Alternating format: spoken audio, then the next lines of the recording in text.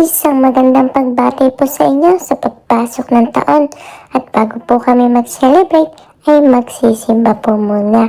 Kaya lang, pagkatapos na simba ay tinamaan po ako ng antok kaya natulog po muna ako. At ito naman po si Lily ay excited na mag-celebrate at talaga naman pong palakad-lakad dito at pinipilit-pilit na rin po ako gisingin. Kaya lang, nung time na nagising ako, ay siya naman po ang nakatulog. At ito nga po si Daddy ay inaaya-aya ako magsayaw para mabuhay daw po yung energy ko at mag-enjoy na po ako.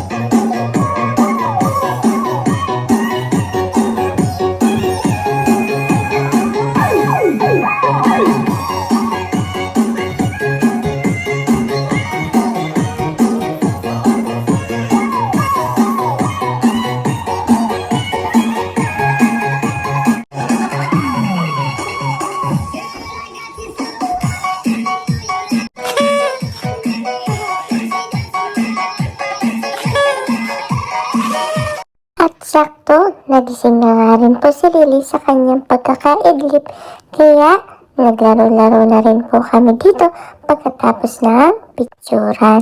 At syempre, ito po ang inaabangan namin, ang kainan time. Simple lang po ang celebration namin.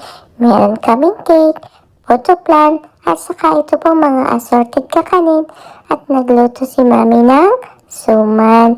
Meron din pong niluto si Dading pansit at saka ito mga fried seafood.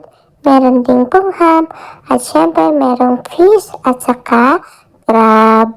At yan nga po, picture-picture dito at pagkatapos po ay kainan na kasi nagugutom na rin po ako. Kaya kumain-kain na nga po ako dito at sobrang nag-enjoy po ako dito sa nilutong pansit ng daddy ko.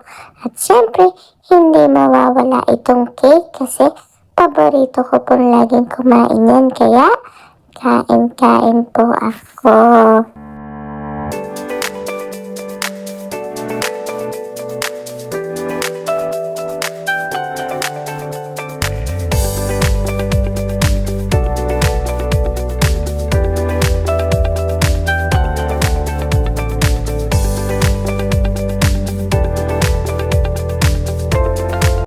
At syempre, hindi po mawawala ang sabaw.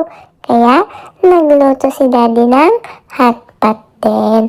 At pagkatapos nga po namin kumain-kain, ay nagkantahan muna kami dito magkakapatid.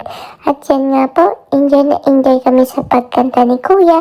At ito naman pong si Lily ay busy manood sa cellphone ng paborito niyang palabas.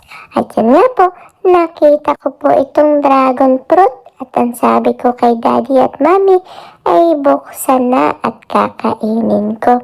Pero syempre, kailangan nating magpasalamat sa taong 2024 sa napakadaming blessing na natanggap natin.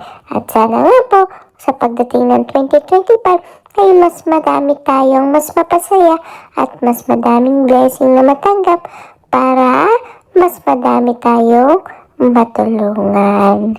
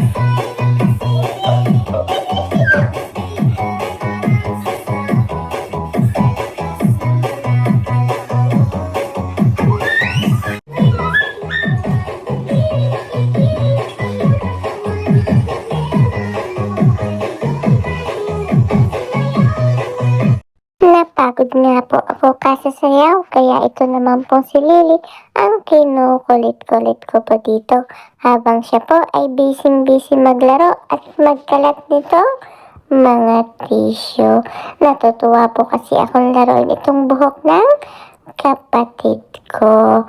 At pagkatapos na po ay nag-ready na rin po kami para lumabas dahil malapit na rin po ang countdown ay magkakaroon kami ng simpleng fireworks sa labas. Kaya kailangan balot na balot kami para hindi po kami lamigin.